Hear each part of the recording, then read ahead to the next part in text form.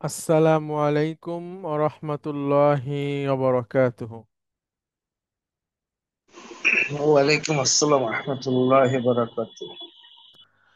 আলহামদুলিল্লাহ, আলহামদুলিল্লাহি রাব্বিল আলামিন, ওয়াল আকিবাতু লিল মুত্তাকিন, ওয়াসসালাতু ওয়াসসালামু আলা রাসূলিহিল আমিন, ওয়া আলা আলিহি আত-তাইয়্যিবিন আত-তাহিরিন, ওয়া আলা যাওজাতিহি উম্মাহাতুল মুমিনিন, ওয়া সাল্লাল্লাহু আলাইহি ওয়া আলা আলিহি ওয়া সাহবিহি আজমাইন।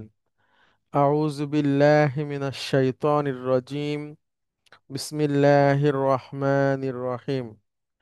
رب اشرح لي صدري ويسر لي أمري واحلل عقدة من লিসানি ইয়াফকাহু কওলি। আপনাদের সবাইকে স্বাগত জানাচ্ছি আজকের ক্লাসে। আজকে আমাদের দ্বিতীয় দিন। আমরা প্রথম দিন আলোচনা করেছিলাম প্রথম অংশটা। আজকে আমরা চেষ্টা করব যে বাকি যতটুকু আমরা আর কি এখানে আলোচনা করার চিন্তা করেছিলাম পুরোটাই আমরা শেষ করে আমরা কোরআনুল কারিমে চলে যাব পরবর্তী ক্লাস থেকে। এরপরে এই সংক্রান্ত আরো যে আলাপ আলোচনাগুলো আছে সেগুলো আমরা ক্লাসের ফাঁকে ফাঁকে আহ, প্রসঙ্গক্রমে যেটা আসবে সেটা নিয়ে আমরা বাকিটা আলোচনা করব। তো আজকে আমাদের দ্বিতীয় দিন। আমাদের আলোচ্য বিষয় হচ্ছে the principles of understanding the Quran. Quran বোঝার যে নীতিমালা আছে, মূলনীতি, সেটার উপরে দ্বিতীয় খণ্ড। আমি আপনাদেরকে একটা নোট পাঠিয়েছি। এখানে ক্লাস নাম্বার 1 দিয়েই দেওয়া আছে এবং 11ই অক্টোবরের তারিখ দেওয়া আছে, কিন্তু এটাকে আপডেট করা হয়েছে। গত ক্লাসে যেই পর্যন্ত দেওয়া হয়েছিল সেটা ছিল হচ্ছে আসবাবুন নুজুল বা আয়াত নাজিলের প্রেক্ষাপট সম্পর্কে আলোচনা যতটুকু হয়েছিল সেই পর্যন্ত। আজকে আমরা নাসাখ মানসুখ বা নাসিখ মানসুখ এটা নিয়ে আলোচনা করার চেষ্টা করব। তো আমরা শুরু করি আমাদের আলোচনাটা। তার আগে আমরা লাস্ট ক্লাসে যে সমস্ত ইনফরমেশন বা যে সমস্ত আলোচনা আমরা করেছিলাম সেখান থেকে কয়েকটা একটু আমরা মনে করার চেষ্টা করব আমরা যা যা পড়েছিলাম। মূলত প্রথম যেটা ছিল আমাদের, আমরা 10টা পয়েন্ট করেছি যেই সংক্রান্ত আলোচনাগুলো আমাদের এখানে হবে। তার মধ্যে থেকে আমরা আসবাবুন নুজুল, উম, যেটা 3 নম্বর পয়েন্ট পর্যন্ত আমরা আলোচনা করেছিলাম। আমরা এখানে সব আলোচনাগুলো করব না, যেমন রাসূল সাল্লাল্লাহু আলাইহি সাল্লামের সুন্নাহর আনুগত্যের গুরুত্ব এবং কোরআনুল কারীম নিয়ে ইসলাম বিদ্বেষীদের অভিযোগ এবং সেই অভিযোগের উত্তরগুলো কি হতে পারে সেগুলো আমরা আলাদা করে আপনাদেরকে পাঠিয়ে দিব, আপনারা নিজেরা পড়ে নেবেন বা মাঝে মাঝে ওই জিনিসগুলো একটু জানা থাকলো। আর বাকি যে নাসাখ মানসুখ সেখান থেকে আমরা শুরু করব। তার আগে আমরা গত ক্লাসে যেটা আমরা আলোচনা করেছিলাম সেখান থেকে একটু বলি। আমরা শিখেছিলাম কয়েকটা পরিভাষা। তার মধ্যে একটা হচ্ছে উসুল, একটা হচ্ছে উলুম, তারপরে আমরা শিখেছি তাফসির এবং এরাব, এগুলো সম্পর্কে। এরপরে আমরা আপনাদেরকে অনেকগুলো হাদিস দিয়েছি যেখানে কোরআন পড়া, কোরআন সংক্রান্ত, কোরআন বোঝা, কোরআন তিলাওয়াত করা, কিভাবে তিলাওয়াত করতে হবে, তার মর্যাদাটা কি, এই সংক্রান্ত বেশ কিছু হাদিস আছে যেখান থেকে আমরা জানতে পারবো আমাদের কাজের স্ট্যাটাসটা, অর্থাৎ আমরা কোন ধরনের কাজের সাথে যুক্ত আছি, কি করছি, তার ফলাফল কি, এটা সবার জানা দরকার। না হলে সেই সম্পর্কে আমরা ভালো ধারণা রাখতে পারবো না। তো কোরআন তেলাওয়াত কিভাবে করলে হয়, কি তার ফজিলত, তার মর্যাদা, এসব এইখানে আলোচনা হয়েছে। এরপর আমরা আলোচনা করেছি আরবি ভাষা সংক্রান্ত জ্ঞান, অর্থাৎ আরবি জানার যে যে চিহ্নগুলো আছে বা মূল মোটা দাগে যেগুলো বলা হয় সেগুলো কেমন হতে পারে সেগুলো আপনাদেরকে বলেছি। একটার মধ্যে হচ্ছে ইলমুন নাহভি, যেটা মারফু, মানসুব এবং মাজরুর নাউন নিয়ে আলোচনা করে। আর আরেকটা হচ্ছে ইলমুস সারফ, যেটা আলোচনা করে হচ্ছে ভার্ব নিয়ে।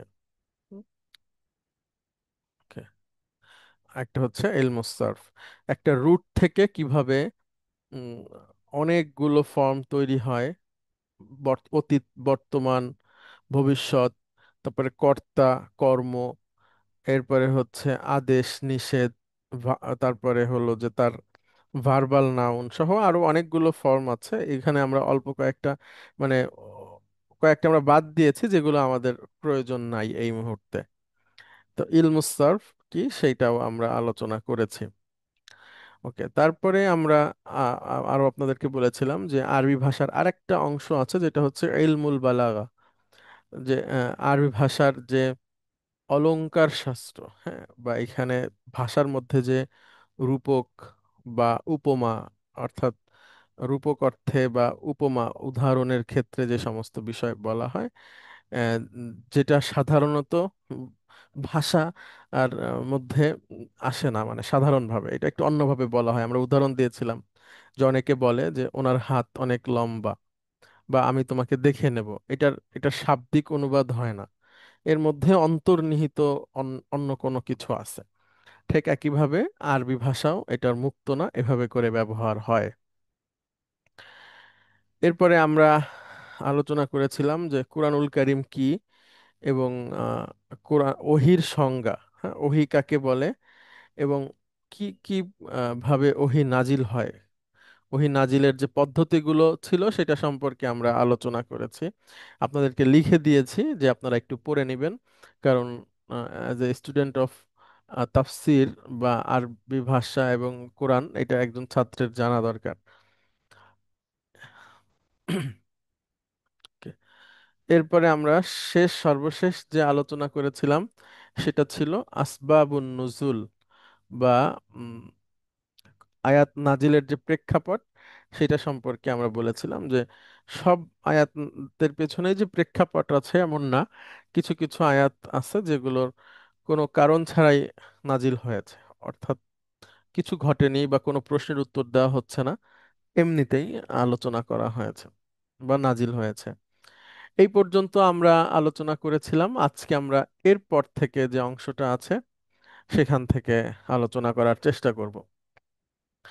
নাসিখ এবং মানসুখ অনেক গুরুত্বপূর্ণ একটা বিষয় কোরআন বোঝার ক্ষেত্রে, এবং আমরা আপনাদেরকে নোট করে দিয়েছি, ওইখান থেকে আপনারা ভালোভাবে পড়ে বুঝতে পারবেন।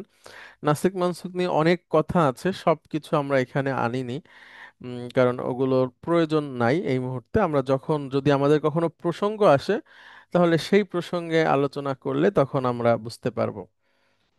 এখানে আমরা একটু বলি যে আরবি শব্দ হচ্ছে নাসখুন, হুম, যার অর্থ হচ্ছে রহিত করা বা প্রত্যাহার করা।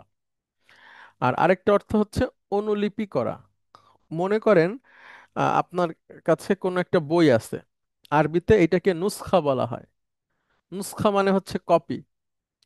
হ্যাঁ, তারপরে মনে করেন আপনার কাছে কোনো একটা কপি আছে কিছুর, ওইটাকে নুসখা বলা হয়, অনুলিপি কোনো কিছুর। আবার আর শাব্দিক অর্থে এটা হচ্ছে প্রত্যাহার করা অর্থেও হয়। ওকে। আর হুজুর, এখানে এ- শব্দটা নাসখুন না হয়ে নাসাখা হওয়ার কথা না? এটা নাসাখা, হ্যাঁ নাসাখা আসছে। না, আমি এটা বলছি কেন, আপনি তো যেহেতু বাংলায় রহিত করা বা প্রত্যাহার করা ভার্বের আগে লিখছেন, তাহলে তো নাসাখা হওয়ার কথা। জাস্ট না, ওই ওই আইডিয়াটা। আরবিতে আরবিতে আমরা ওইভাবে ভার্ব শিখি নাই। আমরা বলেছি তখনই ভার্ব হবে যখন বলবো সে রহিত করেছে বা করবে, তখন আরবিতে ওইটাকে ভার্ব বলে। আর বাকি যেটা আছে এটা ভার্ব না, এটা হচ্ছে নাউন, ভার্বাল নাউন। রহিত করা বা প্রত্যাহার করা ভার্ব তখনই হবে যখন এখানে একজন ব্যক্তি এবং একটা সময় যুক্ত হবে। আচ্ছা আচ্ছা।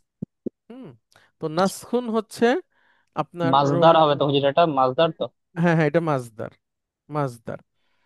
আর আরেকটা অর্থ হচ্ছে অনুলিপি করা, তো বললাম মূল অক্ষর হচ্ছে নুন সিন খ। এটা হচ্ছে ফাতাহা ইয়াফতাহু থেকে আসে, নাসাখা ইয়ানসাখু। হ্যাঁ। আর ইসমুল ফাইল যেটা, এটা হচ্ছে নাসিখুন।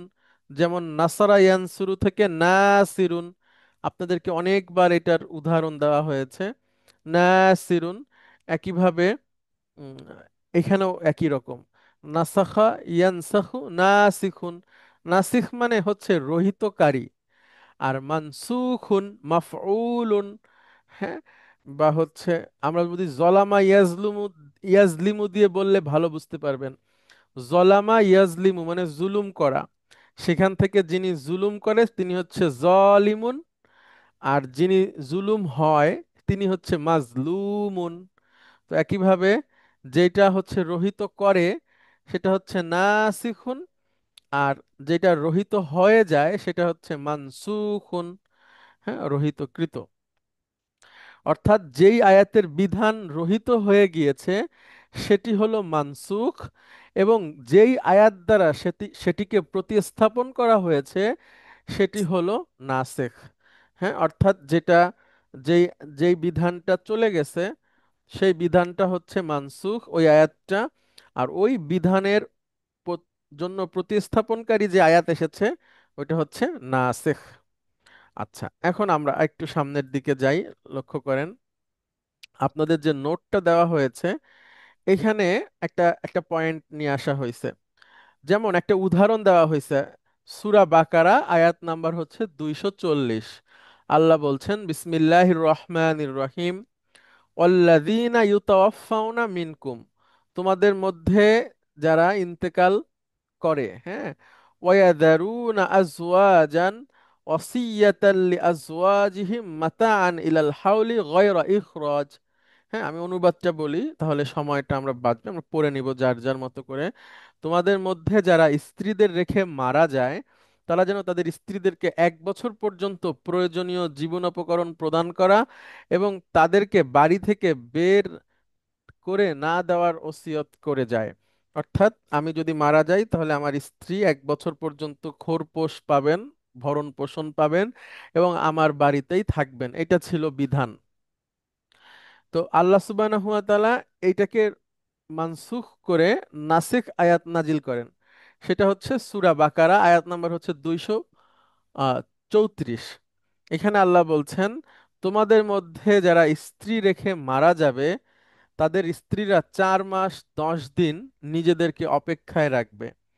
তাদের এই সময়কাল পূর্ণ হলে তারা নিজেদের ব্যাপারে ন্যায়সঙ্গতভাবে যা করবে তাতে তোমাদের কোনো দোষ নেই। তোমরা যা করো আল্লাহ সে সম্পর্কে সম্যক অবগত। তো ইসলামের ইতিহাসের আপনি যদি যান, জাহিলি যুগে অনেক রকম প্রথা ছিল। তার মধ্যে একটা ভয়াবহ প্রথা ছিল, হলো সৎ মাকে বিবাহ করা যেত। মানে মানুষ করতো আর কি, যেত না, এটা হয়তো জাহেলি যুগে, হ্যাঁ, বাবার স্ত্রীকে বিবাহ করা। এরপরে অনেক রকম ব্যাপার ছিল, হ্যাঁ।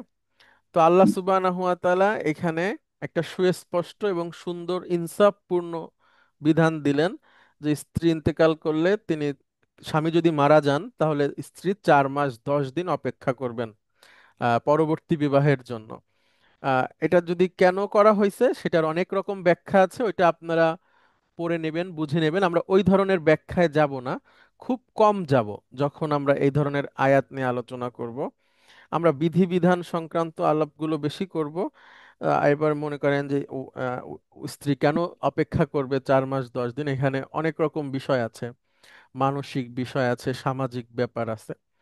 তো এই বিষয়গুলোকে যেন সুন্দরভাবে ব্যবস্থাপনা করা যায় এজন্য আল্লাহ সুবহানাহু ওয়া তাআলা এখানে আয়াত হুজুর, নাজিল করলেন। 140 নম্বর আয়াত, সরি, দুশো 200, চল্লিশ নম্বর আয়াতকে 234 নম্বর আয়াত দিয়ে রিপ্লেসমেন্ট করে কেমন করে? হ্যাঁ, সুন্দর, থ্যাংক ইউ। এই জন্য আমরা এখানে আম, এই এই এই বিষয়টা এনেছি। সেটা আমি এখনই আলোচনাটা করছি। সেটা হচ্ছে যে সূরা বাকারার 234 নম্বর আয়াত দ্বারা 240 নম্বর আয়াতের বিধান প্রতিস্থাপিত হয়েছে। সুতরাং 234 আয়াতকে বলা হয় নাসিখ, আর 240 আয়াতকে বলা হবে মানসুখ। এখন আপনার যে প্রশ্ন যে মানসুখ তো তাহলে আগে আসা উচিত ছিল, নাসিখটা পরে আসবে, এরকমও আছে কোরআনে। তবে এই ক্ষেত্রে যে উত্তরটা সেটা আমি বলি যে আয়াত সংকলনের যে ধারাবাহিকতা, এটাকে 234কে আগে রাখা হয়েছে। কেন রাখা হয়েছে এটা আমার জানা নাই, কেউই বলতে পারবে না। তবে এটা রাসূল সাল্লাল্লাহু আলাইহি সাল্লাম রেখেছেন। উত্তরটা এরকম যে এই কোরআনুল কারীমের আয়াতের যে ধারাবাহিকতা, যে কোন আয়াতের পরে কোন আয়াত বসবে, কোন সূরার পরে কোন সূরা বসবে, এটা পুরোপুরি রাসূলুল্লাহ সাল্লাল্লাহু আলাইহি ওয়াসাল্লামের সিদ্ধান্ত ছিল। তাহলে এটার প্রমাণ কি সেটাতে আমরা একটু আসি। যে যখনই কোনো আয়াত নাজিল হতো, আহ, রাসূল সাল্লাল্লাহু আলাইহি ওয়াসাল্লাম ওহী লেখকদের ডেকে নির্দেশনা দিতেন লিখে রাখতে, এবং আয়াতের ধারাবাহিকতাও ঠিক করে দিতেন। প্রতি বছর জিবরিল রমাদান মাসে রাসূল সাল্লাল্লাহু আলাইহি সাল্লামের নিকট সম্পূর্ণ কোরআন নিয়ে আসতেন, দেখাতেন তাকে, এবং রাসূল সাল্লাল্লাহু আলাইহি সাল্লামের মৃত্যুর বছর তা দুইবার নিয়ে আসা হয়েছে। হ্যাঁ, এবং কোরআনুল কারীমের আয়াতের যে ধারাবাহিকতা রয়েছে তা ওহী কর্তৃক নির্ধারিত। রাসূল সাল্লাল্লাহু আলাইহি সাল্লাম কর্তৃক সংকলনকৃত কোরআন যখন উসমান রাদিয়াল্লাহু আনহু পুনরায় সংকলন করেন, তখন তিনিও এটি বলেন। আমরা এখানে আপনাদেরকে রেফারেন্স দেওয়া হয়েছে, যে তিনটা রেফারেন্স, একটা রাসূল সাল্লাল্লাহু আলাইহি সাল্লাম কর্তৃক আয়াত বিন্যাসের আদেশ। হ্যাঁ, আমরা এটা একটু তো যাই, আপনারাও ক্লিক করলে চলে যাবে আপনাদেরকে যে পিডিএফটা দেওয়া হয়েছে। এটা একটা হাদিস, সুনানুত তিরমিজি ইসলামিক ফাউন্ডেশনের থেকে প্রকাশিত। অধ্যায়টা হচ্ছে কোরআন তাফসির, কিতাবু তাফসিরিল কোরআন আন রাসূলিল্লাহি সাল্লাল্লাহু আলাইহি ওয়াসাল্লাম। এটা বড় হাদিস, আপনারা একটু পড়বেন, আমি এখান থেকে প্রাসঙ্গিক যতটুকু সেটা বলছি। ওসমান রাদিয়াল্লাহু আনহু বলেন, রাসূল সাল্লাল্লাহু আলাইহি সাল্লামের উপর এমন এক জামান, সরি, আচ্ছা এখানে আছে,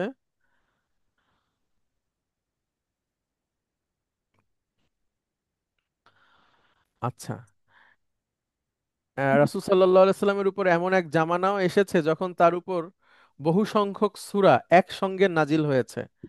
হ্যাঁ, এখানে একটা হাদিস, ওই যুগে তার উপর কোনো বিষয় যখন নাজিল হলে ওহী লেখকগণের কাউকে ডেকে তিনি বলতেন, এই আয়াতগুলো যে সূরায় অমুক অমুক বিষয়ের উল্লেখ আছে সেই সূরায় অন্তর্ভুক্ত করো। কোনো আয়াত নাজিল হলে বলতেন, এই আয়াতটি যে সূরায় অমুক অমুক বিষয়ের উল্লেখ আছে সে সূরায় অন্তর্ভুক্ত করো। এভাবে করে রাসূল সাল্লাল্লাহু আলাইহি ওয়াসাল্লামের কথা অনুযায়ী আয়াতকে লিখে রাখা হতো, যে এটা কোন সূরার কোথায় বসবে। এভাবে রাসূল সাল্লাল্লাহু আলাইহি সাল্লাম বলতেন, ওহী লেখকরা লিখতেন, এবং পরবর্তীতে রাসূল সাল্লাল্লাহু আলাইহি ওয়াসাল্লামের সেটা পাঠ করতেন, নামাজে পাঠ করতেন, অন্য সাহাবাদেরকে শিখাতেন, অন্য সাহাবারাও আবার মুখস্থ করতেন। তাহলে প্রথমত বিষয় যেটা, যে 234 কিভাবে আগে আসে, সেটা হচ্ছে যে এটা রাসূল সাল্লাল্লাহু আলাইহি সাল্লাম এভাবে করে রেখেছেন। এটা একটা উত্তর।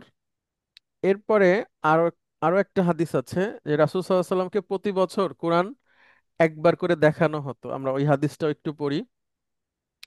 সহিহ বুখারী ইসলামিক ফাউন্ডেশন থেকে প্রকাশিত, অধ্যায়ের নাম হচ্ছে কিতাবু ফাদাইলিল কোরআন, মানে কোরআনের ফাজাইল অধ্যায় আর কি। আচ্ছা, হাদিস নাম্বার হচ্ছে 2401। আবু হুরায়রা রাদিয়াল্লাহু আনহু থেকে বর্ণিত, তিনি বলেন, প্রতি বছর জিবরিল রাসূল সাল্লাল্লাহু আলাইহি সাল্লামের সঙ্গে একবার কোরআন শরীফ দাওর করত। হ্যাঁ, দাওর বলতে হচ্ছে আপনার দুইজন দুইজনকে শোনাতো, এবং এখানে একটা শব্দ ব্যবহার হয়েছে, এ আরাদা ইয়া আরিদু, যার একটা অর্থ হচ্ছে প্রদর্শন করা, দেখানো। হুম, কিন্তু যে বছর তিনি ওফাত লাভ করেন অর্থাৎ মৃত্যুবরণ করেন, সে বছর তিনি রাসূল সাল্লাল্লাহু আলাইহি সাল্লামের সঙ্গে দুবার দাওর করেন। প্রতি বছর রাসূল সাল্লাল্লাহু আলাইহি সাল্লাম রমাজান 10 দিন ইতিকাফ করতেন রমাদানে, কিন্তু যে বছর তিনি ইন্তেকাল করেছেন সে বছর তিনি 20 দিন ইতিকাফ করেন। অর্থাৎ রাসূল সাল্লাল্লাহু আলাইহি সাল্লামকে প্রতি বছর রমাদানে কোরআন দেখানো হতো, পুরো কোরআন পড়ে শোনানো হতো। আর রাসূল সাল্লাল্লাহু আলাইহি সাল্লাম যে বছর ইন্তেকাল করলেন ওই বছর এটা দুইবার ঘটেছে, এবং সবসময় উনি 10 দিনের এতেকাফে বসতেন। জীবনের শেষ রমাদানে উনি 20 দিনের এতেকাফে বসেছেন।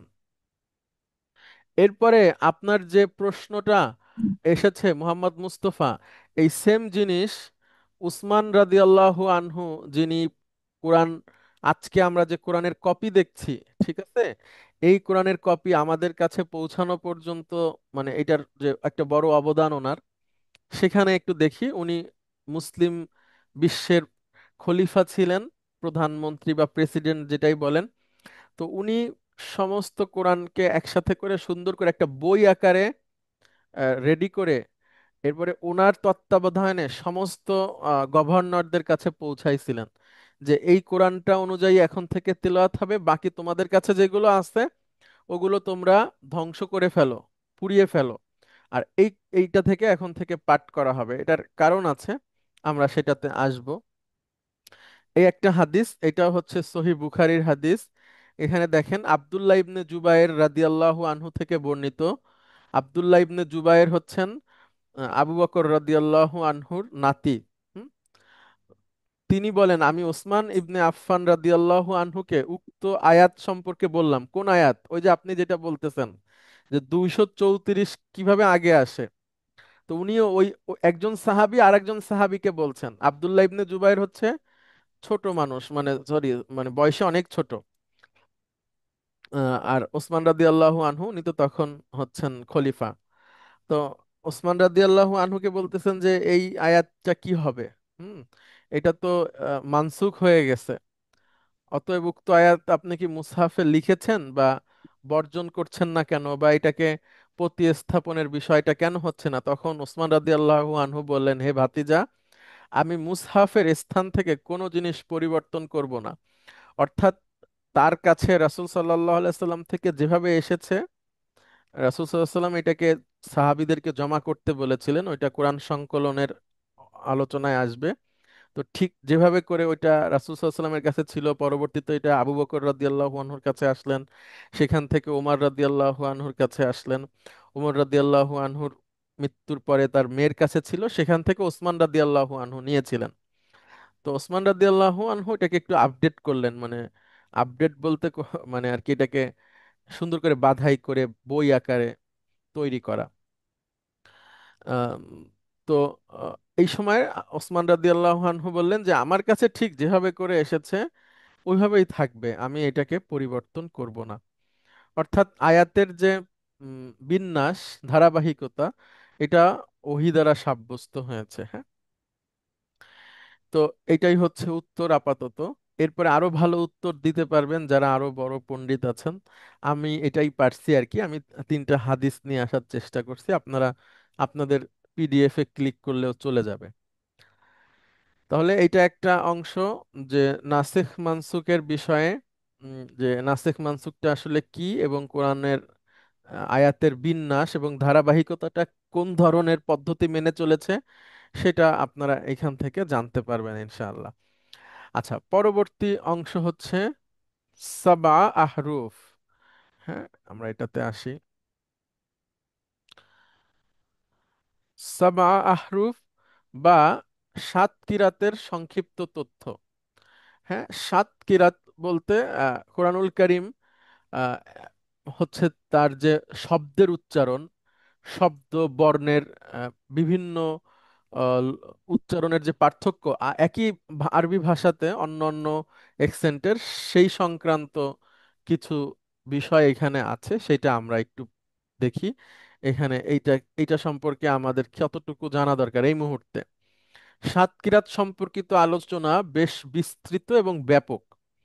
বিভিন্ন আঞ্চলিক উচ্চারণ, শব্দের ব্যবহার, বর্ণের স্বরধ্বনির উপর দীর্ঘ আলোচনা। সেই সাথে আছে আলেমদের ব্যাপক মতামত। আমরা সেই দিকে না গিয়ে সংক্ষিপ্তভাবে এর যে মৌলিক তথ্য রয়েছে সেটি জানব। সেক্ষেত্রে পরবর্তীতে এই সম্পর্কে বিস্তারিত আলোচনা আমাদের সামনে আসলে আমরা যেন সমন্বয় করতে পারি। অর্থাৎ মৌলিক যে ইনফরমেশনটা আছে সেটা আমরা জেনে রাখবো, এবং পরবর্তীতে এইটাকে রেখে এটাকে এই সূত্রে ধরে আমরা অন্য আলোচনাতে যেতে পারবো। এই পর্যায়ে আমরা একটি এই প্রসঙ্গে হাদিসগুলো যেগুলো আছে সেগুলো আমরা একটু শুনি। একটা হাদিস সহিহ বুখারীর, আব্দুল্লাহ ইবনে আব্বাস থেকে বর্ণিত। তিনি বলেন, রাসূল সাল্লাল্লাহু আলাইহি সাল্লাম বলেছেন, জিবরিল আমাকে একভাবে কোরআন শিক্ষা দিয়েছেন, এরপর আমি তাকে অন্যভাবে পাঠ করার জন্য অনুরোধ করতে লাগলাম, এবং পুনঃ পুনঃ অন্যভাবে পাঠ করার জন্য অব্যাহতভাবে অনুরোধ করতে থাকলে তিনি আমার জন্য পাঠ পদ্ধতি বাড়িয়ে যেতে লাগলেন। অবশেষে তিনি সাত উপ আঞ্চলিক ভাষায় তেলাওয়াত করে সমাপ্ত করলেন। অর্থাৎ আমরা যে অ্যাকসেন্টে পড়ি এটা একটা অ্যাকসেন্ট, এছাড়াও আরো অ্যাকসেন্ট আছে। হ্যাঁ, সেগুলো সম্পর্কে আমরা একটু দেখি। আরো যে দুটো হাদিস আছে প্রাসঙ্গিক, সেটা। আচ্ছা, সহি মুসলিমের হাদিস। উম, এখানে অনেক বড় হাদিস, আমরা এটা একটু পড়ি। সেটা হচ্ছে উবাই ইবনু কাব, একজন বিখ্যাত সাহাবী, যিনি কোরআন তেলাওয়াতের জন্য খুবই বিখ্যাত ছিলেন। ওনার সূত্রে হাদিসটা এসেছে যে তিনি বলছেন রাসূল সাল্লাল্লাহু আলাইহি সাল্লাম বনু গিফারের জরাভূমির কাছে ছিলেন। উবাই রাদিয়াল্লাহু আনহু বলেন, যখন জিবরিল তার নিকটে এসে বলেন, আল্লাহ আপনাকে আদেশ করেছেন যে আপনার উম্মত এক ধরনের কোরআন পাঠ করবে। তখন নবী সাল্লাল্লাহু আলাইহি সাল্লাম বললেন, আমি আল্লাহর কাছে তার মার্জনা ও ক্ষমা প্রার্থনা করছি, আমার উম্মত তো এ হুকুম পালনে সমর্থ হবে না। পরে জিবরিল দ্বিতীয়বার তার কাছে আগমন করে বললেন, আল্লাহ আপনাকে হুকুম করেছেন আপনার উম্মত দু ধরনের কোরআন পাঠ করবে। নবী সাল্লাল্লাহু আলাইহি সাল্লাম বললেন, আমি আল্লাহর কাছে সকাশে তার মার্জনা ও ক্ষমা প্রার্থনা করছি, আমার উম্মত তা পালনে সমর্থ হবে না। তারপর তিনি তার কাছে তৃতীয়বার এসে বললেন, আল্লাহ আপনাকে হুকুম করেছেন যে আপনার উম্মত তিন হরফে কোরআন পাঠ করবে। নবী সাল্লাল্লাহু আলাইহি ওয়াসাল্লাম বললেন, আমি আল্লাহর সমীপে তার মার্জনা ও ক্ষমা প্রার্থনা করছি, আমার উম্মত তো এটি পালনের সামর্থ্য রাখে না। তারপর জিবরিল চতুর্থবার রাসূল সাল্লাল্লাহু আলাইহি সাল্লামের কাছে এসে বললেন, আল্লাহ আপনাকে হুকুম করেছেন যে আপনার উম্মত সাত হরফে কোরআন পাঠ করবে এবং এর যে কোনো হরফ ও ধরন অনুসারে তারা পাঠ করলেই তা যথার্থ হবে। অর্থাৎ এখানে আপনার উচ্চারণের কিছু ভিন্নতা ছিল, একই শব্দ কিন্তু অন্য একটা শব্দ বা প্রতিশব্দ দ্বারা বিভিন্ন অ্যাকসেন্ট আছে। এটা হলো আশেপাশে আরো যাদের লোকাল ইয়ে ছিল, উম, যেন সবার জন্য সহজ হয় এবং মুখস্থ করতে পারে, সেইভাবে করে এটাকে ব্যবহার করা হতো আর কি। তো এরকম ভাবে ভিন্নতা আছে। এবং আহ, এই সম্পর্কে যদি আপনারা বিস্তারিত পড়েন সেখানে আপনারা দেখতে পাবেন। যেমন আমি একটা আমার বাস্তব উদাহরণ বলি যে আমি মসজিদে নববীতে বসেছিলাম, আমার পাশে একটা মিশরের ছেলে বসা, অল্প বয়সী। তো আমরা যেটাকে বলি জিদ্দান, জিম দিয়ে, হ্যাঁ, মনে করেন কোন একটা বিষয়কে আমরা যদি বলি অনেক সুন্দর, তাহলে জামিলুন জিদ্দান, এটা আমরা শিখেছি। জামিলুন জিদ্দান, হ্যাঁ, যে খুবই সুন্দর। তো তারা ওই জামিলুন জিদ্দানকে, জিদ্দানকে তারা গিদ্দান বলে, অর্থাৎ জিমকে গয়েন দিয়ে বলে। তো আমার সামনে বারবার বলছে গিদ্দান, তো আমি তখন তাকে জিজ্ঞেস করলাম যে জিদ্দানকে তুমি গিদ্দান বলো কেন? বলছে আমাদের এখানে গিদ্দান বলে। তা আমি বলছি লেখো কিভাবে? বলছে দুইটাই লেখা যায়, হ্যাঁ, জিম দিয়েও লেখা যায়, গয়েন দিয়েও লেখা যায়, এবং এটা ওইখানকার লোকেরা বুঝতে পারে। তো তখন আমি এই বিষয়টাকে একভাবে বুঝলাম, আর এগুলো নিয়ে আমার আগেও জানাশোনা ছিল, এটাকে আরো সমন্বয় করা গেছে। তো এরকম ভাবে আহ, কোরআনুল কারীমের বিভিন্ন এক্সেন্ট আছে এবং সেইগুলো হচ্ছে সবগুলোই হচ্ছে শুদ্ধ এবং স্বীকৃত। আরো একটি হাদিস আছে এই প্রসঙ্গে, যেটাও আমাদের জানা দরকার, সেটাও আমরা একটু পড়ি। এটাও সহিহ বুখারীর হাদিস, 3155 নম্বর হাদিস। আচ্ছা, এটা হচ্ছে উমর রাদিয়াল্লাহু আনহুর জীবনের একটা ঘটনা। তিনি বলেন, রাসূল সাল্লাল্লাহু আলাইহি সাল্লামের জীবদ্দশায় আমি হিশাম ইবনু হাকিম, একজন সাহাবী কে নামাজের মধ্যে সূরা ফুরকান তেলাওয়াত করতে শুনেছি। আমি একাগ্র চিত্তে তার তেলাওয়াত শুনছিলাম। তিনি এমন অনেকগুলো শব্দ তেলাওয়াত করছিলেন যেগুলো রাসূল সাল্লাল্লাহু আলাইহি সাল্লাম আমাকে তেলাওয়াত করাননি। অর্থাৎ সাহাবীদেরকে রাসূল সাল্লাল্লাহু আলাইহি সাল্লাম শিক্ষা দিতেন কোরআন। তো উমর রাদিয়াল্লাহু আনহু শুনে দেখলেন যে সে কিছু আলাদাভাবে পড়ছে একই জায়গা থেকে।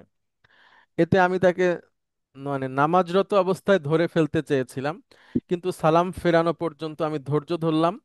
তারপর আমি তার চাদর দিয়ে তাকে জড়িয়ে ধরলাম আর বললাম, আমি তোমাকে যে সূরা পাঠ করতে শুনলাম তা তোমাকে কে শিখিয়েছে? তখন ওই সাহাবী, যার নাম হচ্ছে হিশাম ইবনু হাকিম, উনি বলছেন যে রাসূল সাল্লাল্লাহু আলাইহি সাল্লাম আমাকে শিখিয়েছেন। আমি বললাম, তুমি মিথ্যে বলেছো, তিনি আমাকে শিখিয়েছেন, তবে তোমার মতো না, তুমি যেভাবে পড়ছো সেভাবে না। তারপর আমি তাকে টেনে টেনে রাসূল সাল্লাল্লাহু আলাইহি সাল্লামের কাছে নিয়ে চললাম। এরপর আমি বললাম, আমি শুনলাম একে ভিন্ন শব্দ দ্বারা সূরা ফুরকান পাঠ করতে, যা আপনি আমাকে শেখাননি। রাসূল সাল্লাল্লাহু আলাইহি সাল্লাম বলেন, আচ্ছা, তাকে ছেড়ে দাও, তুমি পড়ো হে হিশাম। এরূপ এরপর আমি যেরূপ কেরাত শুনেছিলাম তিনি সেরূপ কেরাত পাঠ করলেন। নবী সাল্লাল্লাহু আলাইহি সাল্লাম বললেন, কোরআন অনুরূপী অবতীর্ণ হয়েছে। নবী সাল্লাল্লাহু আলাইহি সাল্লাম বললেন, হে ওমর, তুমি পাঠ করো। আমি সেভাবে পড়লাম যেভাবে আমাকে শেখানো হয়েছিল। রাসূল সাল্লাল্লাহু আলাইহি সাল্লাম বললেন, এরূপই অবতীর্ণ হয়েছে। এই কোরআন 7 হরফের নাজিল করা হয়েছে। অতএব যেভাবে সহজ হয় তা সেভাবে তোমরা পাঠ করো। অর্থাৎ অ্যাকসেন্টের ভিন্নতা ছিল বা এখনো আছে। যেভাবে যদি সেটা শুদ্ধ হয় এবং স্বীকৃত হয়, তাহলে সেটাও শুদ্ধ। এবং আপনারা যদি উম, মানে আরব বিশ্বের বিভিন্ন জায়গাতে যান, আরব বিশ্ব বলতে আমি আরবি ভাষাভাষী দেশের কথা বলছি, যেখানে ভিন্ন সংস্কৃতি আছে, ইসলামিক সংস্কৃতি বাট ভিন্ন। অর্থাৎ আমরা সারা জীবন যেটা দেখে এসেছি সেটার বাইরেও, কিন্তু সেগুলোও ইসলাম। সেখানে অনেক জায়গায় ব্যতিক্রম এই প্র্যাকটিস আছে। তার মানে হচ্ছে যেটা স্বীকৃত ভিন্নতা, সেটা হচ্ছে বৈচিত্র্য। এবং বৈচিত্র্য ব্যাপারে মানুষকে আগ্রহী করে, কোনো একটা কিছু নতুন দেখলাম, শুনলাম। কিন্তু যেটা হচ্ছে বিভক্তি, সেটা মানুষকে আলাদা করে, হ্যাঁ। অর্থাৎ বৈচিত্র্য কিন্তু মজার জিনিস, এটাতে মানুষ আগ্রহী হয়, দেখি তো দেখি তো, সুন্দর তো।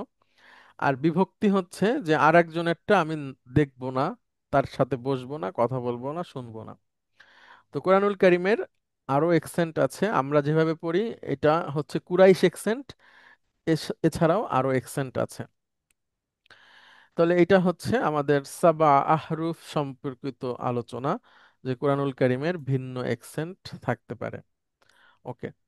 এরপরে আমাদের পরবর্তী পয়েন্ট হচ্ছে কোরআন সংকলনের ইতিহাস। এটা আমাদের জানা দরকার, যে কিভাবে আজকে পর্যন্ত আমাদের কাছে যে কোরআনটা আছে, এটা এটা এটা কিভাবে করে আমাদের কাছ পর্যন্ত আসলো, কোথায় ছিল, কিভাবে আমাদের পর্যন্ত আসলো, এটা সম্পর্কে সংক্ষিপ্তভাবে অন্তত জানা দরকার। আমি যেটা করেছি, সংক্ষিপ্তভাবেই জানবেন কিন্তু সোর্সগুলো হবে শক্তিশালী, সেভাবে করে আপনাদের সামনে উপস্থাপন করার চেষ্টা করেছি।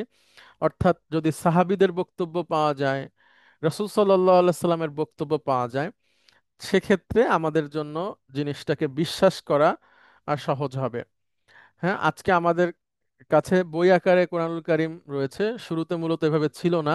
রাসূল সাল্লাল্লাহু আলাইহি সাল্লামের নিকট প্রতিনিয়ত ওহী আসতো, এবং রাসূল সাল্লাল্লাহু আলাইহি সাল্লাম কর্তৃক নির্ধারিত কাতেবে ওহী, কাতিবে ওহী, অর্থাৎ ওহী লেখকগণ তা বিভিন্নভাবে লিখে রাখতেন।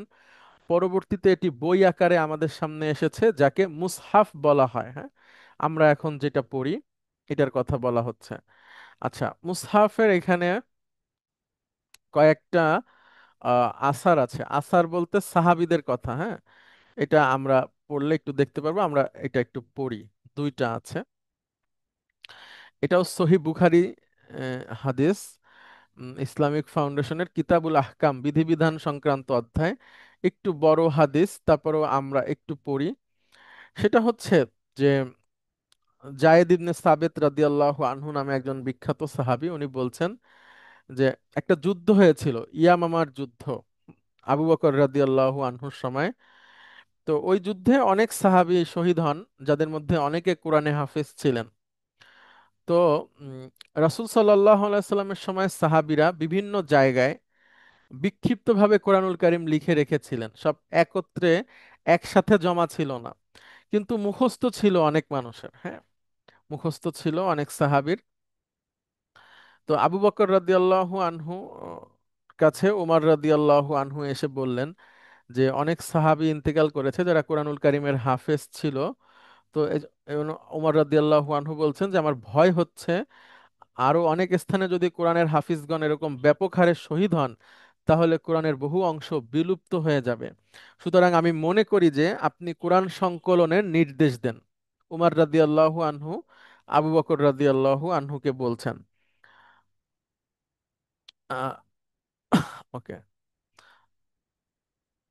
তখন আহ, আবু বকর রাদিয়াল্লাহু আনহু বলেন যে আমি এমন কাজ কিভাবে করব, যে কাজটা রাসূলুল্লাহ সাল্লাল্লাহু আলাইহি ওয়াসাল্লাম করেননি। অর্থাৎ উনি এই কোরআনকে একটা বই আকারে প্রকাশ করা হবে, এই জিনিসটা উনি প্রথমে রাজি হননি, যে এটা তো রাসূল সাল্লাল্লাহু আলাইহি সাল্লাম করেননি, আমি কিভাবে করি।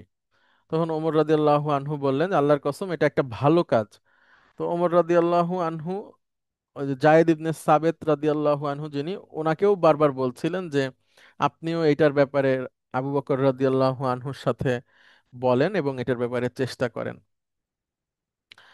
তারপরে আবু বকর রাদিয়াল্লাহু আনহু এটাকে আহ, রাজি হলেন এবং তিনি এই যে জায়েদ ইবনু সাবেত রাদিয়াল্লাহু আনহুকে নির্দেশ দেন এটাকে লিপিবদ্ধ করার জন্য।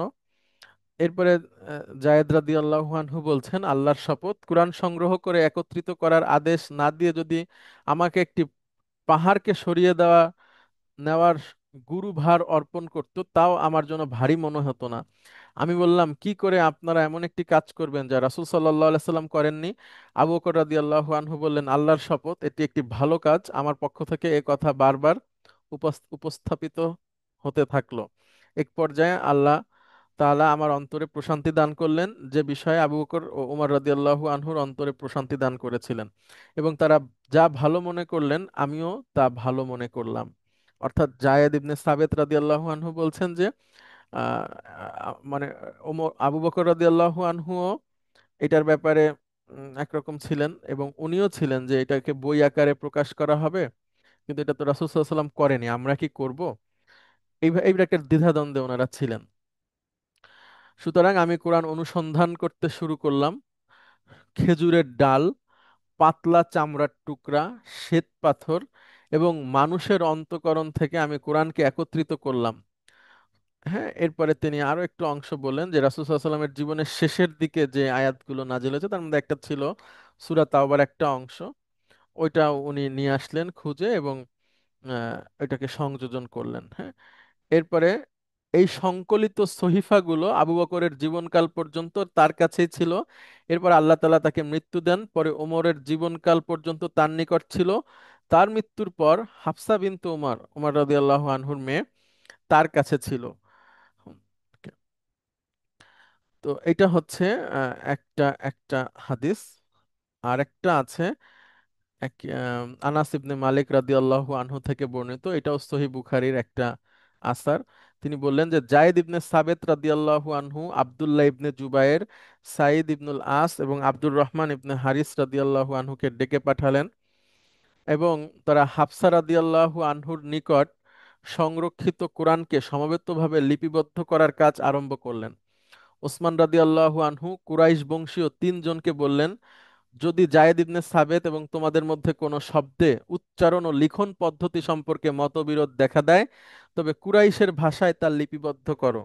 যেহেতু কোরআন তাদের ভাষায় অবতীর্ণ হয়েছে, সুতরাং তারা তাই করলেন। অর্থাৎ যখন তারা এটাকে সংকলন করতে আসছেন, লিখছেন, তখন ওসমান রাদিয়াল্লাহু আনহু বলে দিলেন যে জায়েদ ইবনে সাবেত যিনি আছেন, ওনাকে তোমরা এই ক্ষেত্রে ওনার অনুসরণ করবে। অর্থাৎ কিভাবে লিখতে হবে, বানানটা কেমন হবে, উচ্চারণটা কেমন হবে, এটা উনি যেভাবে বলবেন সেভাবে নিবা, কারণ উনি কুরাইশ, এবং কুরাইশ একসেন্টে যেহেতু কুরআনুল কারীম নাজিল হয়েছে, ওইভাবে করে তোমরা এটাকে সাজাবে। তো এটা হচ্ছে কুরআনুল কারীম সংকলনের আরেকটি অংশ, যেখানে উসমান যে জায়েদ রাদিয়াল্লাহু ইবনে সাবেদ কুরাইশ ছিলেন না? ছিলেন না। আহ জায়েদ ইবনে সাবেত কুরাইশ ছিলেন তো। জায়েদ ইবনে সাবেত কি আনসারী সাহাবী? আনসারই হওয়ার কথা, কারণ উসমান রাদিয়াল্লাহু আনহু কুরাস বংশীয় তিনজনকে বললেন, মানে আব্দুল্লাহ ইবনে জুবায়ের, সাইদ ইবনু আস আর আব্দুর রহমান ইবনু হারিস, ওরা তিনজন কুরাইশই ছিল। জায়েদ ইবনু সাবিত আনসারী সাহাবী ছিলেন সম্ভবত। এবং সেই জন্যই বলছে যে জায়েদ ইবনু সাবিত, আমার তোমাদের মধ্যে যদি মতবিরোধ দেখা যায় তাহলে কুরাইশদের ভাষায় লিপিবদ্ধ করা। আবার উপরে বলছেন যে কুরাইশ বংশীয় তিনজনকে বলছেন। আচ্ছা, এবার আব্দুল্লাহ ইবনে জুবায়ের তো কুরাইশ বংশীয়, যেহেতু জুবাইর রাদিয়াল্লাহু না আনহুর না, ছেলে তিনি। জায়েদ ইবনে সাবেত কুরাইশ, মক্কায় জন্মগ্রহণ। হ্যাঁ, আচ্ছা আচ্ছা। ওকে। হ্যাঁ, মক্কার উনি। হ্যাঁ, ওকে। উনি উনি আনসারি না, উনি মুহাজির। ঠিক আছে। আচ্ছা, তো উম, এভাবে করে কোরআনুল কারীম সংকলন হলো। তো তাহলে এটা আমরা দেখছি যে রাসূল সাল্লাল্লাহু আলাইহি সাল্লামের সময় কাতেবে ওহী বা ওহী লেখকরা বিভিন্ন জায়গায় লিখে রাখতেন এবং হৃদয়ে ধারণ করতেন, মুখস্থ করতেন, একজন আরেকজনকে শোনাতেন। রাসূল সাল্লাল্লাহু আলাইহি সাল্লাম শুনতে চাইতেন, রাসূল সাল্লাল্লাহু আলাইহি সাল্লাম নিজে শুনতেন, নামাজের মধ্যে তিলাওয়াত করতেন এবং তার বিধিবিধান বাস্তবায়ন করতেন।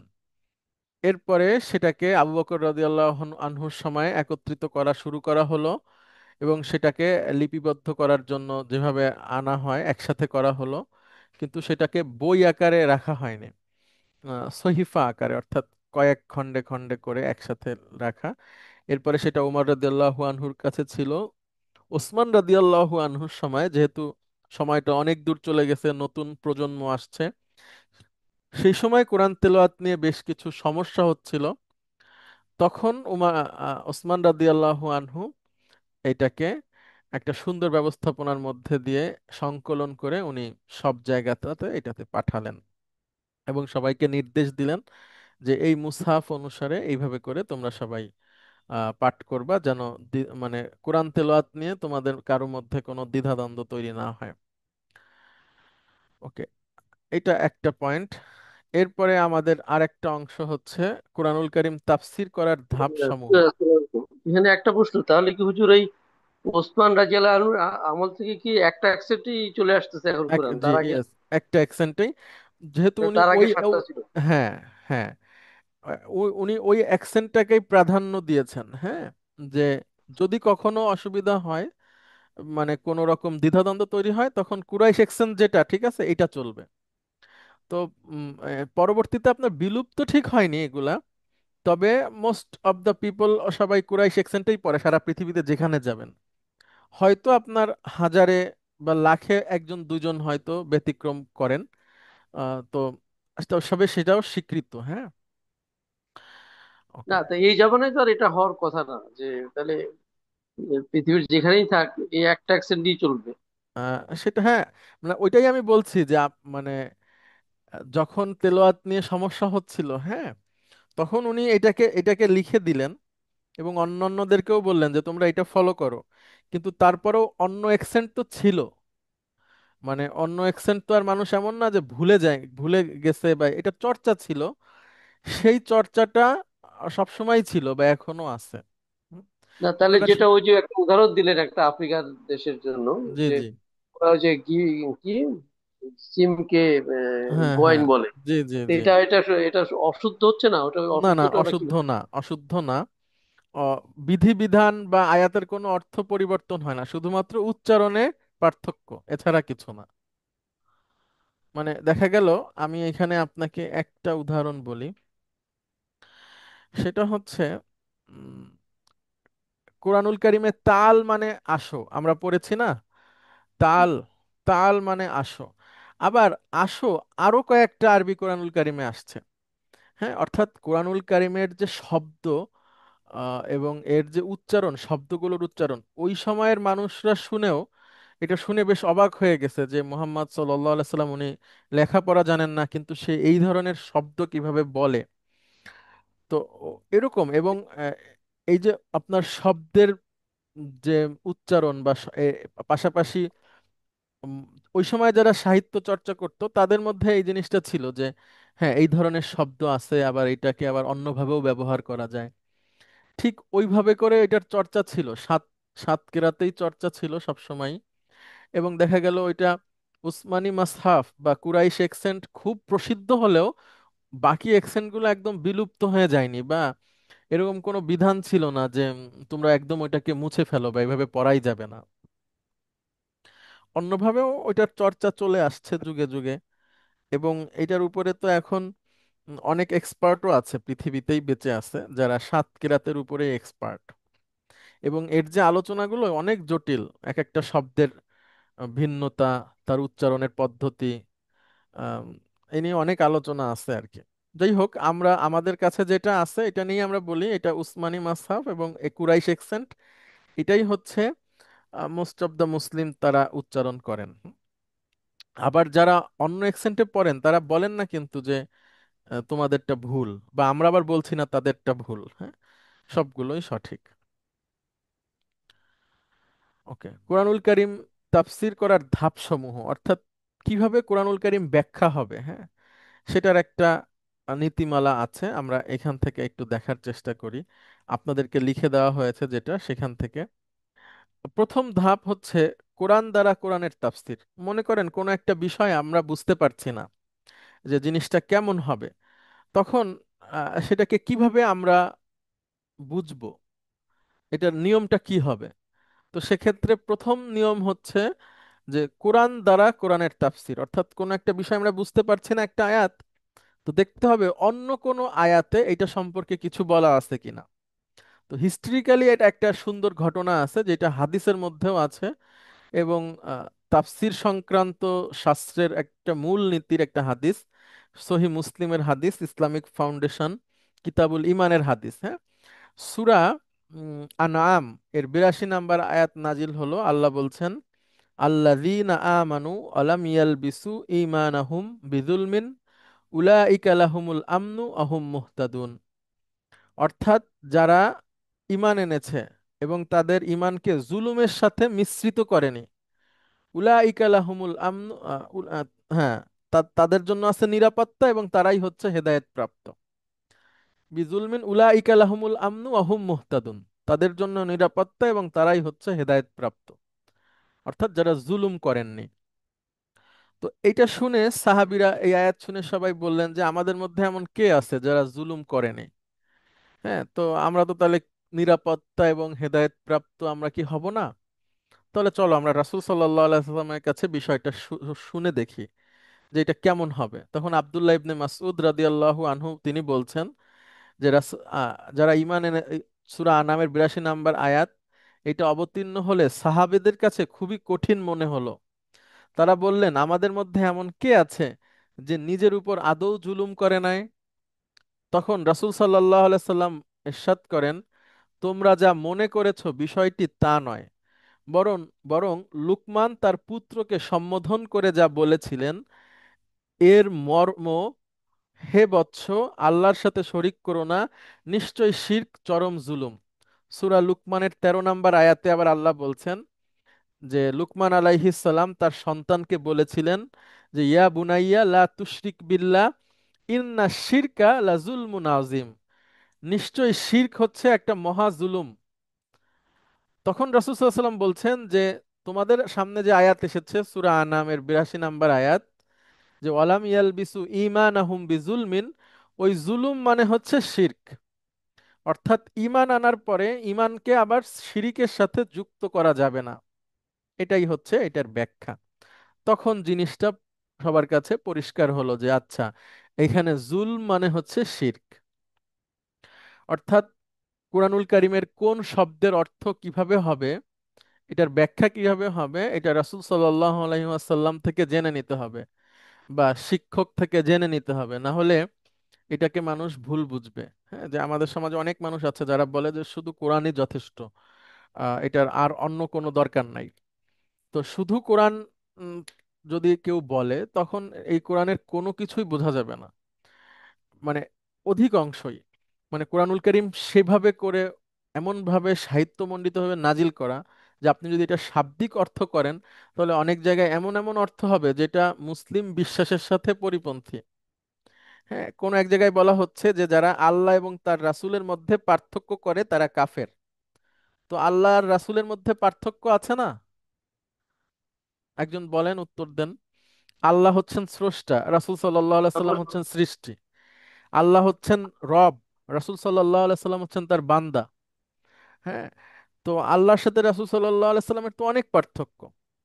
কিন্তু সেই আয়াত যদি আপনারা পড়েন, সেখানে বলা হচ্ছে আইয়ুফাররিকু বাইনাল্লাহি ওয়া রাসূলিহি, যে যারা আল্লাহ এবং তার রাসূলের সাথে পার্থক্য করে তারা হচ্ছে সত্যিকারের কাফের।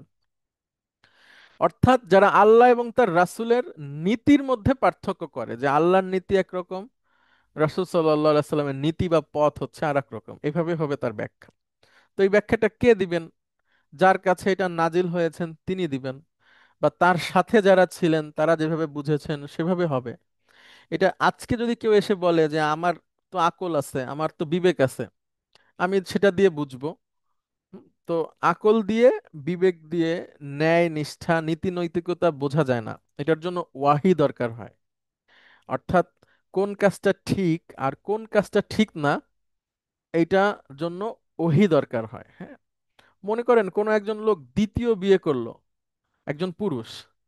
এখন সমাজের সবাই যদি তাকে বলে যে সে খারাপ মানুষ, তার চরিত্র খারাপ, তার একটা বউ আছে, সে আবার বিবাহ করছে, তার মানে সে খারাপ না। এটা এটা তো শীত মানে ইসলাম স্বীকৃত আল্লাহর একটা বিধান যে সে যদি তার সামর্থ্য থাকে সে সে সেটা করতে পারবে, এটা হালাল। তো মানুষের বিবেকের কাছে মনে হতে পারে যে একজন ওয়াইফ আছে, সে আবার একটা বিবাহ করে সংসারে অশান্তি করলো কেন? এটা তো খুব বিবেকে খুবই বলে, তাই তো? ঠিক তো, যে ওনার তো ওয়াইফ আছে, উনি আবার এটা করলো কেন? বিবেক তাই বলে, কিন্তু বিধান তাই বলে না। বিধান বলে যে যদি তার সামর্থ্য থাকে, তিনি যদি ইনসাফ করতে পারেন, তার যদি প্রয়োজন হয়, তিনি অবশ্যই করবেন, এবং এটা ইসলামে আছে। এই জন্য বিবেক দিয়ে ওয়াহির সমতুল্য কখনো হবে না। হুম, ঠিক বা বেঠিক এটা বুঝতে গেলে মানুষের বিবেক থাকবে, কিন্তু সবচেয়ে বড় প্রয়োজন হবে যেটা, সেটা হচ্ছে ওয়াহি, আল্লাহ কর্তৃক নাজিলকৃত বিধান। ওকে, তারপরে দ্বিতীয় ধাপ হচ্ছে সুন্নাহ দ্বারা আহ, কোরআনের তাফসির হবে। অর্থাৎ যে রাসূল সাল্লাল্লাহু আলাইহি সাল্লাম কি বললেন, একটা তো আমরা দেখলাম রাসূল সাল্লাল্লাহু আলাইহি সাল্লাম নিজেই এক আয়াত দিয়ে আর এক আয়াতের ব্যাখ্যা করছেন। আর একটা হচ্ছে যে রাসূল সাল্লাল্লাহু আলাইহি সাল্লাম নিজে ব্যাখ্যা করছেন। আমরা একটা হাদিস দেখে আসি এখান থেকে। সেটা হচ্ছে সূরা, আচ্ছা, আচ্ছা, একটা আয়াত হচ্ছে ওয়াইদু লাহুম মাস্তাতাতুম মিন কুওয়া, তোমরা তোমাদের সামর্থ্য অনুযায়ী প্রস্তুতি গ্রহণ করো এবং শক্তি সঞ্চয় করো। হ্যাঁ, এটা সূরা আনফালের একটা আয়াত। তো এখন এই যে আইদু লাহুম মাস্তাতাতুম মিন কুওয়া, এই কুওয়া মানে শক্তি, শাব্দিক অর্থ। কিন্তু এইটাকে কি বোঝানো হচ্ছে, আল্লাহ সুবহানাহু ওয়া তাআলা কি বোঝাতে চাচ্ছেন? তখন রাসূল সাল্লাল্লাহু আলাইহি সাল্লাম বলছেন, আলা, জেনে রাখো, ইন্নাল কুওয়াতা, নিশ্চয়ই শক্তি হচ্ছে, আর রমিউ মানে নিক্ষেপ। হ্যাঁ, জেনে রাখো, শক্তি হচ্ছে নিক্ষেপ, শক্তি হচ্ছে তীরন্দাজি, শক্তি হচ্ছে তীরন্দাজি। অর্থাৎ আল্লাহ বলছেন তোমরা তোমাদের আহ সামর্থ্য মতো প্রস্তুতি গ্রহণ করো এবং এই তীর নিক্ষেপ করা শেখো। বা এটাকে অর্জন করো। তো সেই তীর নিক্ষেপ না বলে আল্লাহ সুবহানাহু ওয়া তাআলা বলছেন কুওয়া, শক্তি অর্জন করতে। এবং রাসূল সাল্লাল্লাহু আলাইহি ওয়াসাল্লাম বলছেন সেই শক্তি হচ্ছে নিক্ষেপ। আমরা যদি আজকের পৃথিবীর বাস্তবতাও দেখি, দেখেন মানে নিক্ষিপ্ত যে শক্তি যুদ্ধের ক্ষেত্রে ব্যবহার হয়, এইটা এটা এটা একটা খুবই শক্তিশালী অস্ত্র। মানে এটা হচ্ছে যদি আকাশ থেকে কেউ কোনো কিছু নিক্ষেপ করে কোনো জনপদে, সেই জনপদ ধ্বংস হয়ে যায়, আমরা দেখেছি বা আমরা জানি, দেখার প্রয়োজন হয় না। বা যে কোনো মানে সামনাসামনি যুদ্ধেও, মুখোমুখি যুদ্ধেও নিক্ষেপ করা, সেটা সেটা তো এটা বুলেটও হতে পারে, বা হচ্ছে যে ওই যে কাঁধে নিয়ে একটা দেয়, রকেট লঞ্চার বলে, তারপরে আরো অনেক কিছু আছে, মিসাইল বলে, আকাশ থেকে নিক্ষেপ করা অনেক কিছু আছে। তো সব যুগেই নিক্ষেপ হচ্ছে অনেক বড় শক্তিশালী একটা বিষয়। হ্যাঁ, আর যারা মানে সেনাবাহিনীতে আছে তারা আরো ভালো বলতে পারবে। তো এইখানে এই আয়াতের ব্যাখ্যা হচ্ছে যে তীরন্দাজ বা নিক্ষেপ করা শেখো তোমরা। তাহলে রাসূল সাল্লাল্লাহু আলাইহি সাল্লাম ব্যাখ্যা দিচ্ছেন। এমনি ভাবে আরো অনেকগুলো ধাপ আছে, যে সাহাবাগণের বক্তব্য হচ্ছে তাফসির। এরপরে ভাষার মাধ্যমে তাফসির করা যায়। হ্যাঁ, যে এই শব্দটার মানে কি, সেটা অন্য অন্য ভাবে কিভাবে ব্যবহার হয় এটার মধ্যে দিয়ে।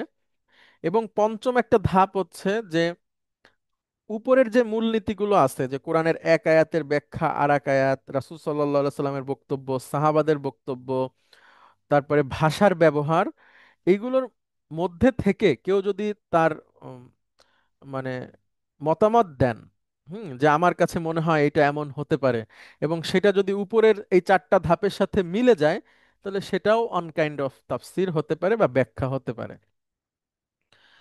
এই হচ্ছে তাফসির বা কোরআন বোঝার ক্ষেত্রে একটা বড় মূলনীতি। তো এইখানে আপনারা তাফসির কারক এবং তাদের গ্রন্থ পরিচিতি এবং এই সংক্রান্ত আরো একটা ভালো আর্টিকেল এখানে লেখা আছে। এখানে ক্লিক করলে আপনারা এটার রেফারেন্স সহ অনেক সুন্দর একটা আর্টিকেল এখানে পেয়ে যাবেন, যেখানে তাফসির গ্রন্থের নাম দেওয়া আছে এবং সেটা কোন ধরনের, তার লেখকের নাম কি, সুন্দরভাবে উপস্থাপন করা আছে। তো আজকের বড় একটা অর্জন হচ্ছে যে পিডিএফ এর মধ্যে কিভাবে লিংক আপ করতে হয়, এটা আমার জানা ছিল না। আমি অনেক দিন ধরে চেষ্টা করছিলাম যে কোনো একটা নোটের মধ্যে রেফারেন্স দিব এবং আমাদের যারা অংশগ্রহণকারী আছে ওনারা সরাসরি রেফারেন্সে চলে যাবেন। তো এখানে যেই হাদিসগুলো আনা যায়নি, অনেক বড় বড়, লিখতে অনেক সময় লাগবে, সেগুলোর জন্য এখানে রেফারেন্সে লিংক করে দেওয়া আছে। আপনারা ক্লিক করলেই আপনাদেরকে হাদিসে নিয়ে যাবে, যেখানে আরবি, বাংলা এবং কোন প্রকাশনী থেকে, কোন অধ্যায় থেকে, কত নাম্বার হাদিস, সব কিছু ওইখানে লেখা আছে। এবং ওইখান থেকে আপনারা কপি পেস্টও করতে পারবেন, আর একজনকে শেয়ার করতে পারবেন, অনেক সুন্দর। তো এইভাবে করে আমরা আমাদের উলুমুল কোরআন এবং উসুলুত তাফসিরের যে অংশটা আছে, এটা মোটামুটি একটা নোট আপনাদের সাথে শেয়ার করতে পারলাম। এটার মধ্যে দিয়ে আপনারা অনেক কিছু জানতে পারবেন, অনেক ইনফরমেশন পাবেন। নেক্সট ক্লাস থেকে আমরা চেষ্টা করব সূরা ফাতিহা থেকে শুরু করার, ইনশাআল্লাহ। এবং সব সময় এর মধ্যে থেকে আরো যে নীতিমালাগুলো আছে, সময় সময় 5 মিনিট 10 মিনিট করে আমরা সেটাও আলোচনা করব। এবং সেই সাথে আমরা আপনাদেরকে লিখে দেওয়ার চেষ্টা করব, রেফারেন্স দিব, যেন আপনারাও নিজেরা পড়ে কিছু জানতে পারেন। হ্যাঁ, ওকে। আপনাদের যদি কারো কোনো প্রশ্ন থাকে আপনারা করতে পারেন, প্লিজ।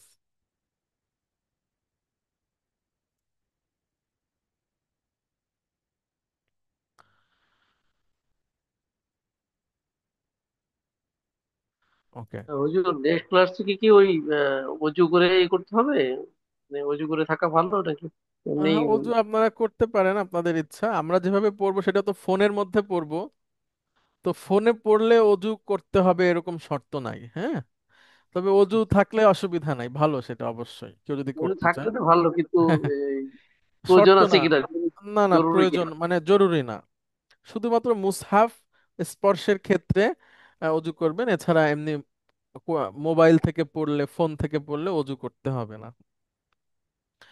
ঠিক আছে, অনেক ধন্যবাদ আপনাদেরকে।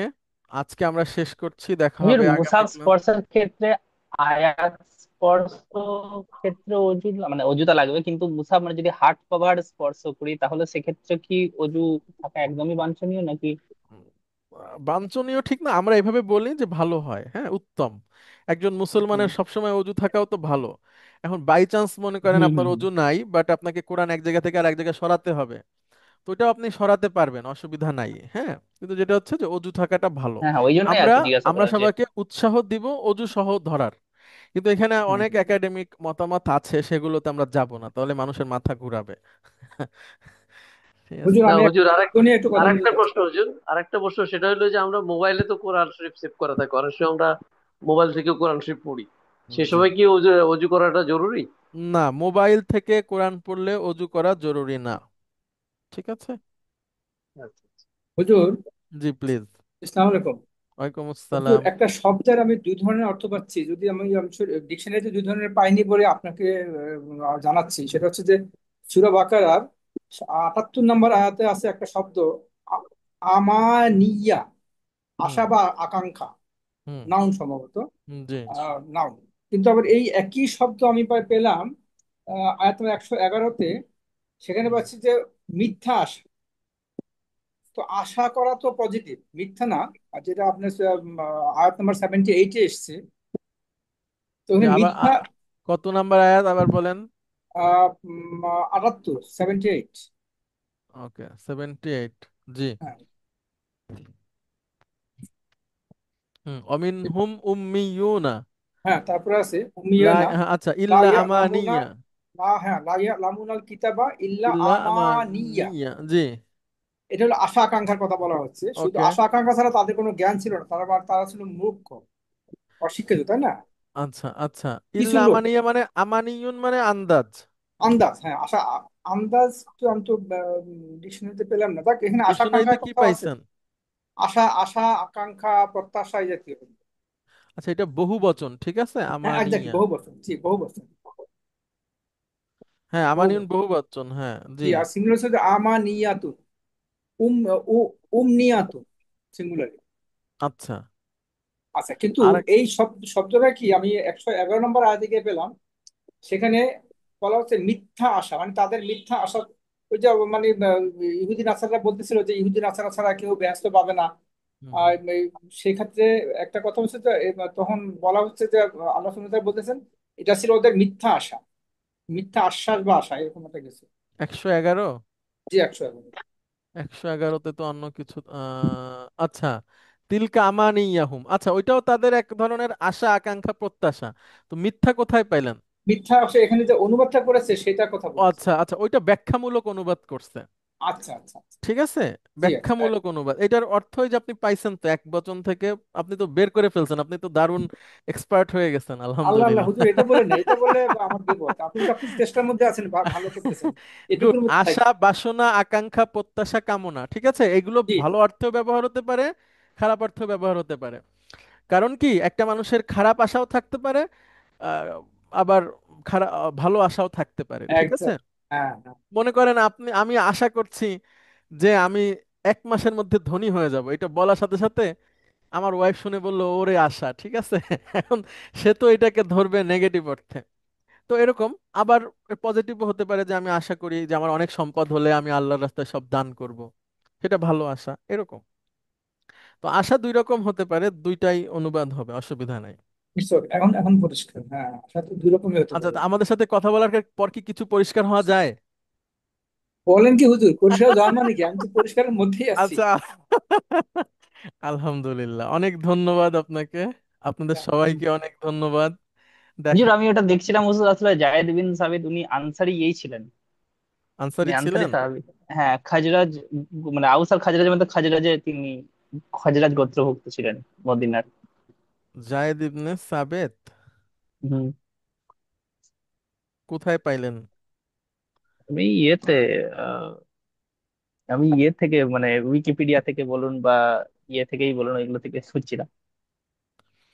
উম, উনি তো মক্কায় জন্ম ওনার, আপনি আমি কোথায় জানি না। এবার পাইলেন? এবার এবার দুটো সাহাবী, এবার হতে পারে যে দুটো আলাদা আলাদা সাহাবী হতে পারে। না না, জায়েদ ইবনে সাবেত তো একজনই ছিলেন। হ্যাঁ, উম, ওটা তো জায়েদ ইবনে সাবিত, তিনি কাতিবে ওহিও ছিলেন। জি জি জি। তিনি তো আনসারই ছিলেন, যে ওটা আমিও তো একদিন ধরে তাই জানতাম। বদর যুদ্ধের সময় তার বয়স ছিল 13। আচ্ছা। হ্যাঁ, তিনি আনসারই ছিলেন। এখানে তো মানে উইকিপিডিয়া বলুন বা ইয়েতে যাই হোক, এটা আমরা চ্যাট। ইয়ে করব, হ্যাঁ, হ্যাঁ, পরে দিয়ে বলা সমস্যা হবে। নেই। ঠিক আছে, ঠিক আছে, জি, থ্যাংক ইউ, আসসালামু আলাইকুম। ওয়ালাইকুম আসসালাম। ওয়ালাইকুম আসসালাম রহমতুল্লাহ।